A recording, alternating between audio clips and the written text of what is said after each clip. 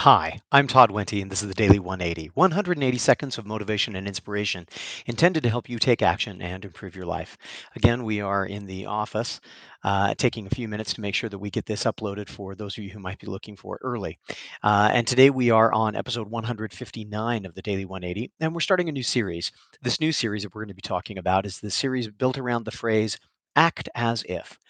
Now, some of us may have heard this phrase at different times in our lives and in different kinds of situations.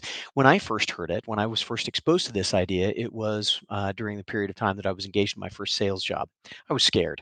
In spite of the fact that I had done door-to-door sales for different organizations from the time that I was 5 years old, mostly with baseball programs, selling candy bars and selling tickets to Scoutorama and all of these different kinds of things. I, I hated I hated the sales process. I hated walking up to somebody and saying, "Hey, buy this, you need this."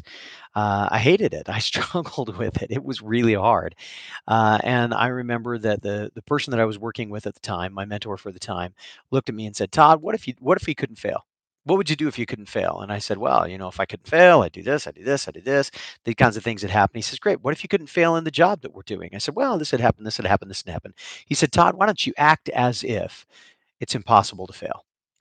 And that was the first time that I was really exposed to this idea, acting as if. Now, it's not the last time that I've been exposed to that idea either. As I've done a lot of work with students who were preparing for competitions in both FBLA and in DECA, we've talked about the importance of believing that that whatever you're hoping for is really going to happen. That idea of act as if. In fact, there's a wonderful TED Talk by Amy Cuddy about the power of body language, particularly on the person expressing it. A lot of times we talk about body language and the fact that the way you stand, the way you hold yourself, the way that you conduct yourself has a communication value to people that you are around you. That when you shake hands or when you stand there, you're communicating something to somebody around you or to somebody that you're communicating to. But what we forget is that we are also communicating to ourselves. And Amy does a wonderful job of talking about that. I highly recommend her TED Talk on the power of body language. This series is going to explore the idea of what happens to us if we act as if something is happening for us in each of our different facets of life.